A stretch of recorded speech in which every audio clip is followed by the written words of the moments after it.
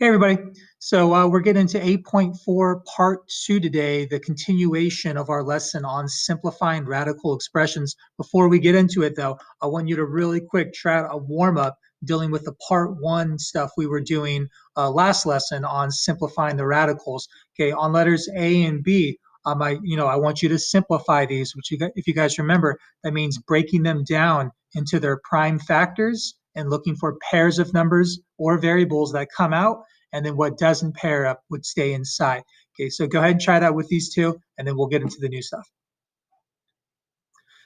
Okay, so on letter A here, if you guys remember, when we multiply two radicals together, instead of multiplying them together and then breaking them down, I suggest just breaking them down individually and then, looking for your pairs of numbers. It just kind of saves you a step, really. Okay, so starting with the square root of 20 to break that down, remember, you could do 2 times 10, you could do 4 times 5, whatever comes to mind first. I first think 2 times 10 to get 20.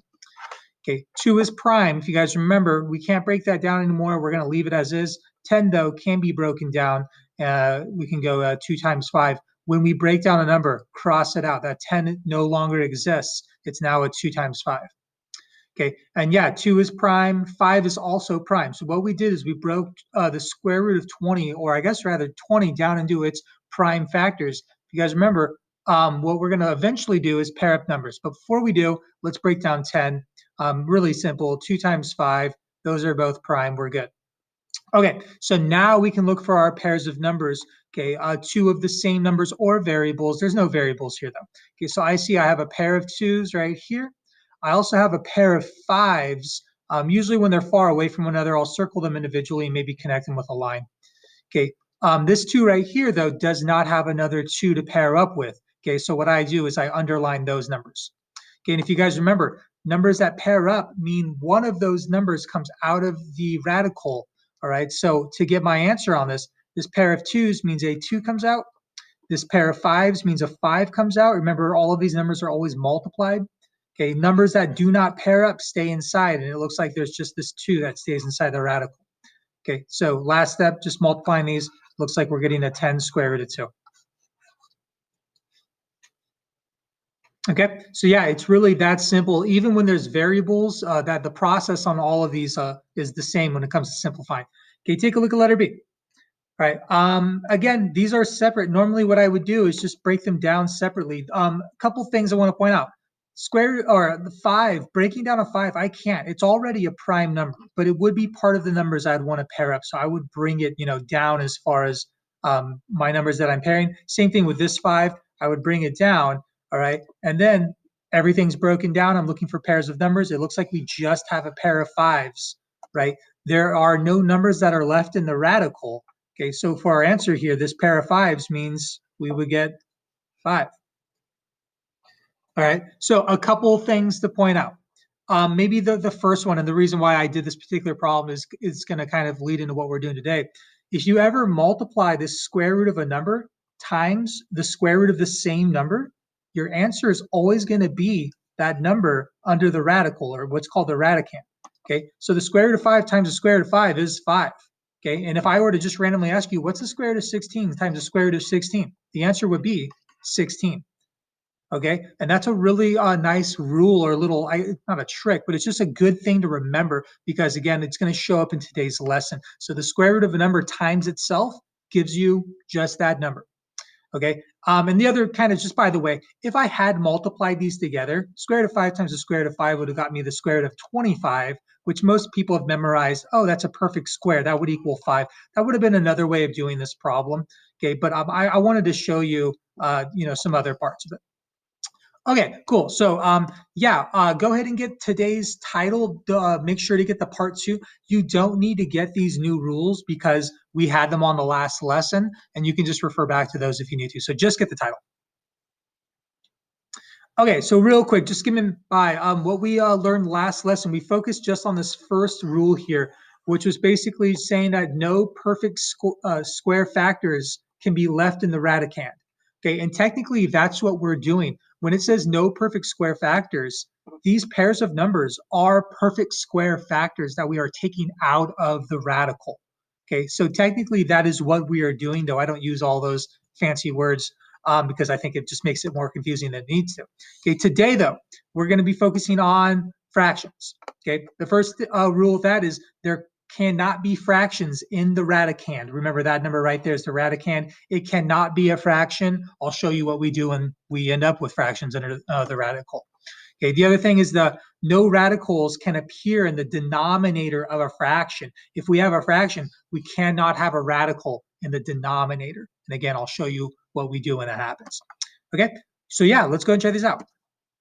I guess just by the way, if you in these notes, if you wanted to copy these two rules just so you have them in the notes that you actually need them in, it's not a bad idea. Maybe take a second, copy these two rules. I think it's worth to have it in these notes. Okay, so let's try this out. This first one's just asking us to simplify. Go ahead and copy this and I'll show you what's going on. Okay, so first things first. What we have here is a radical with a fraction in the radicand. Okay, there's a fraction in our radical. All right, if you guys remember, that is the second rule. We cannot have fractions in the radicand. All right, so I guess first things first, before we even worry about that, the square root of 13 over 100, here's another way of writing it. Okay, basically what this means is we're taking the square root of the numerator and the denominator. Okay, so that means we're taking the square root of 13 and we're also taking the square root of 100. Okay, so what we just did is we got rid of the first rule. We no longer have a fraction in our radical. Okay, we have a square root of 13 up top and we have a square root of 100 down on the bottom. So we took care of that first rule. Okay, so if you ever see the square root of a fraction, just take the square root of the top, take the square root of the bottom. Okay, but here's the issue we run into. Now we have the square root. We have a radical in our denominator. If you guys remember, our third rule is that we cannot have radicals in the denominator. That's not allowed. Okay, so here's the good news on this problem. The square root of 100, you might have memorized, it's a perfect square. If I simplify the square root of 100, I'm going to get 10.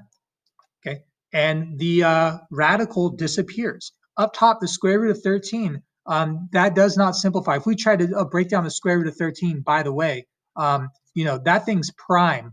Okay, 13 would be the only number, meaning there are no pairs of numbers that come out of the square root of 13. Okay, so it would stay the square root of 13, but that's perfectly fine for us to have radicals in the numerator, but what we cannot is have radicals in the denominator, and we took care of it. Okay, so this is actually our answer. We're done. Okay, so yeah, let's keep moving. Okay, let's try another one that throws in some variables. Go ahead, the directions are the same. Go ahead and copy this and we'll try it out. Okay, so just like before, the square root of 1 over y squared turns into the square root of 1 over the square root of y squared. Okay, so here's my first worry. I have a radical in the denominator. I don't want that, or I cannot have that. Okay, here's the good news. The square root of y squared actually is a perfect square. If we were to break down this would give us 2 y's, right? Okay, meaning we would have a pair of y's and a y would come out of our denominator. Okay, so the square root of y squared would turn into y.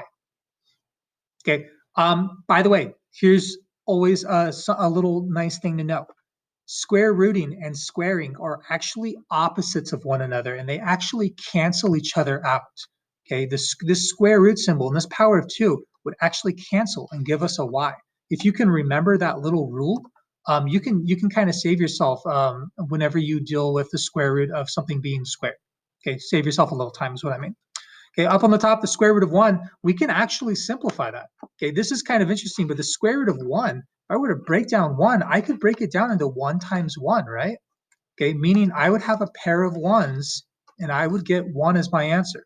Okay, so the square root of 1 is 1. Okay, it's kind of interesting. All right, but yeah, there it is. We have no, we have our fraction in the radical went away, our radical in the denominator went away, and so we know we have a nice simplified answer. Okay, so let me see. I think I'm gonna have you guys try. Yeah, go ahead and try one of these on your own, and then I'll show you where we're going from here. Okay, so first thing, I know that the square root of 7 over x to the power of 4 turns into the square root of 7 over the square root of x to the power of 4. Okay, then we run into a problem. We have a radical in the denominator. We cannot have this, so I'm going to simplify this and see if it actually disappears. Okay, x to the power of 4 we know is 4x's, right? So I'd probably just show it like this. All right, and you guys can probably see what's happening. We have a pair of x's, that means an x is going to come out. Another pair of x means another x is going to come out. So down in the denominator, 2 x's are coming out, or in other words, we're getting an x squared. Okay, and the radical is going away. That's nice. Up on the top, the square root of 7. 7 is prime. We cannot break it down, meaning no pairs of numbers come out, and we just leave it as the square root of 7. Okay, so there's our answer on that. All right, so here's kind of where this is going. What happens when we get a radical in the denominator that does not simplify into a perfect square? Okay, what do we do when that happens? Because we still need to deal with it. Okay, but what if it's not as easy as just going, oh, that turns into x squared, sweet. Let's see what happens. Okay, so let's try this problem out. 5 over the square root of 7, copy it. Okay, so first things first, we have a radical in the denominator. We cannot have that. Okay, here's the thing about this problem. If I were to try to simplify the square root of 7, it does not simplify any farther. It stays the square root of 7. There's no pairs of numbers coming out of this thing. Okay, so what do we do? Okay, well, if we ever have a radical in the denominator that is not a perfect square, doesn't get rid of the radical when we simplify it, what we need to do is we need to multiply that radical times itself. All right, but here's the thing. If we do something to the bottom of a fraction randomly, we have to also do it to the top of the fraction to keep it balanced. Okay, and just by the way, the reason why this works mathematically, this square root of 7 over a square root of 7, this fraction would reduce to a 1. Really, we're just multiplying this thing by 1, which we can do. Okay, but yeah, this is what we're doing. So what happens? Well, let's focus on the denominator first. If you guys remember back in the warm-up, I pointed out that any radical multiplied by itself turns into just a nice clean, whatever that number is underneath the radical. Square root of 5 times the square root of 5 is 5. Okay, on this problem, the square root of 7 times the square root of 7, we can go ahead and just jump to it and say, oh, that's going to be 7. Okay, if we did the math, square root of 7 times the square root of 7 is the square root of 49, which is a perfect square. It would turn into 7. Okay, or another way of doing it would be to say, oh, we have a 7 and a 7. It would pair up, and a 7 would come out. Okay, but what I want you guys to do is just kind of start to memorize. If I ever multiply a radical times itself, I get that number underneath the radical as my answer. Okay, up top, 5 times the square root of 7. I can't actually multiply a 5 times the 7. I'm not going to get like the square root of 35. The way that this is written is just 5 square root of 7. Okay, so another kind of thing to remember, when I multiply, radicals can only be multiplied with other radicals, okay, as far as actually multiplying those numbers together. If we have something like this, we just kind of connect them. Okay, technically this implies multiplication, but we don't write it. Okay, the last thing I would look for is just to see, oh, can I potentially reduce these numbers of 5 over 7? Okay, no, not on this problem. I have no more radicals in the denominator, so I know this thing is simplified.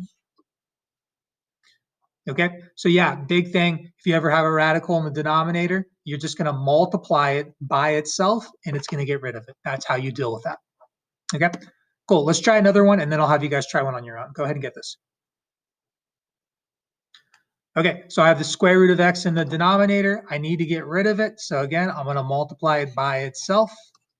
Okay, but whatever I do to the bottom of a fraction randomly, I have to also do to the top to keep it balanced.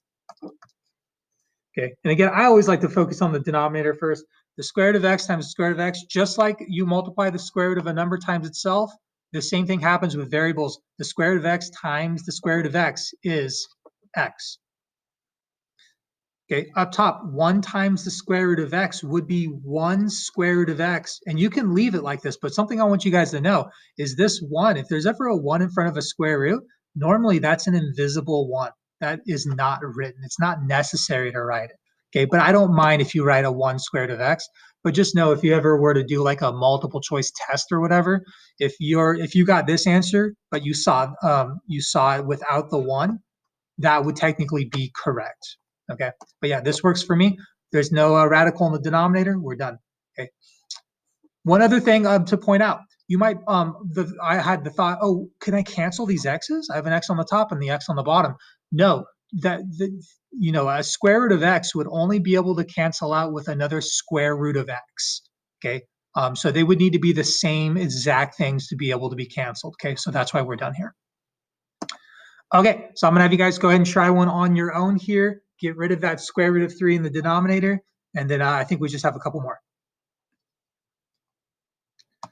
All right, so radical in the denominator, cannot have it. To get rid of it, we're gonna multiply by that same radical, okay? But whatever we do to the bottom, we have to do to the top. Okay, so down on the bottom, sorry, let me get my colors straight. Okay, I know that the square root of 3 times itself is gonna give me 3. All right, and again, I just want to point out, square root of 3 times the square root of 3 is the square root of 9, which is a perfect square. That equals 3. We're just skipping this step. We're just doing it in our head, basically.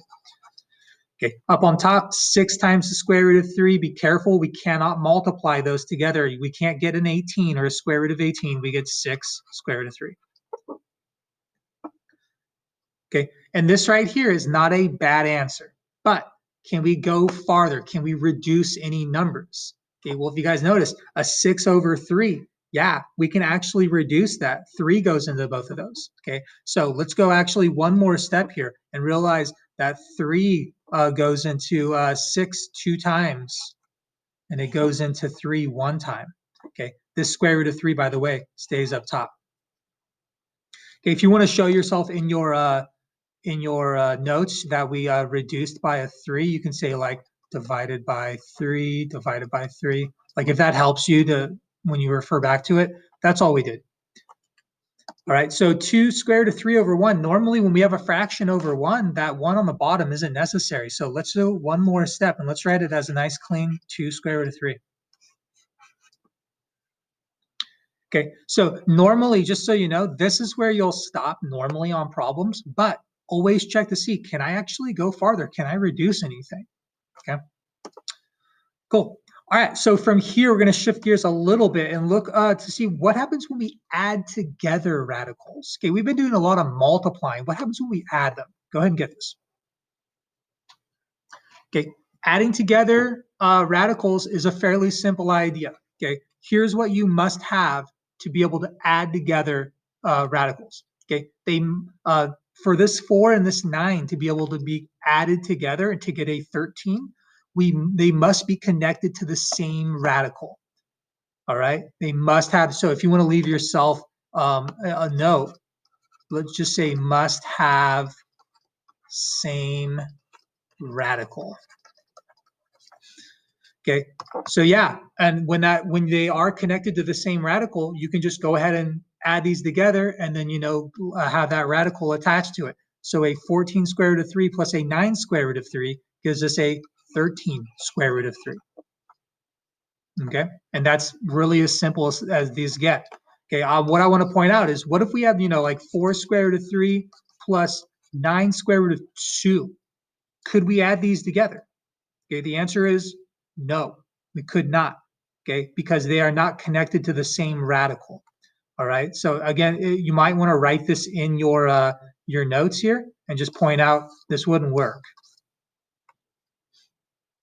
Okay, here's the thing. Sometimes we have 2 radicals being added that initially don't look like they can be added, but if we do a little work, can. All right, so let's look at a problem like this. Go ahead and copy it. Okay, so 2 square root of 7 plus the square root of 63. Right now, these are not the same radicals. I cannot add anything together. But can I simplify and potentially end up with things that have the same radical? All right, well, 2 square root of 7 can't be simplified, right? The square root of 7, it's completely simplified. The square root of 63, though, let's see if we can break this thing down. Okay, so I'm thinking, okay, 2 numbers that multiply to get 63. I'm thinking 7 times 9. I know gives me 63. If you ever don't know that off the top of your head, grab a calculator and just start maybe multiplying some numbers together. Okay, so 7 is prime 3, or sorry, 9 isn't. We can break that down into a 3 times 3. Let's cross it out.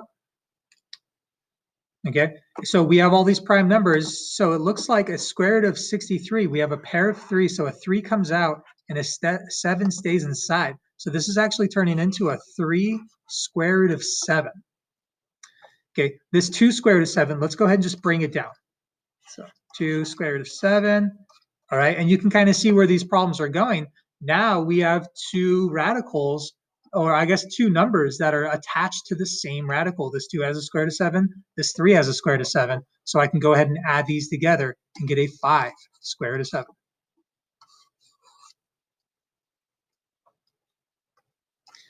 Okay, so that's the idea on these problems. All right, so these are kind of special case problems. For example, if I were to simplify this thing and say I would have gotten, again, say a 3 square root of 5, say that's what I got, I would not be able to add these together. I'd be done.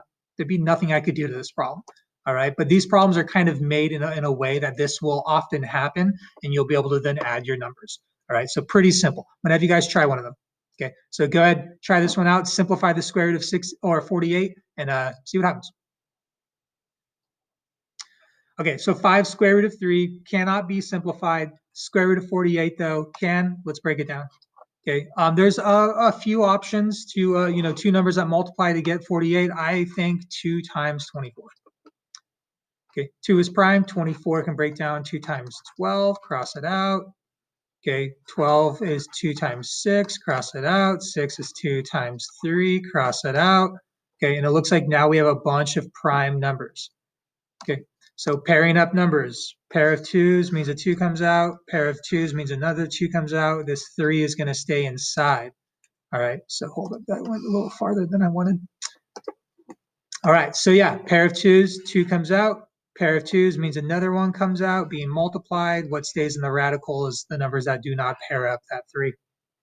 Okay, so this is turning into a 4 square root of 3. Okay, now let's just bring this all the way down, this 5 square root of 3. Okay, now after doing some simplification, we can actually add these together. All right, they are connected to the same radical. So 5 square root of 3 plus 4 square root of 3 gives me a 9 square root of 3. All right, so yeah, that is all of our rules for radicals. Hopefully the simplifying is, really the simplifying for me is the main thing. If you know how to do this, taken away from the last couple sections is really what I'm wanting. Okay, but also, today dealing with fractions, dealing with radicals in the denominator. Hopefully you're feeling good on it. Okay, cool guys. So yeah, that's that. I'll see you.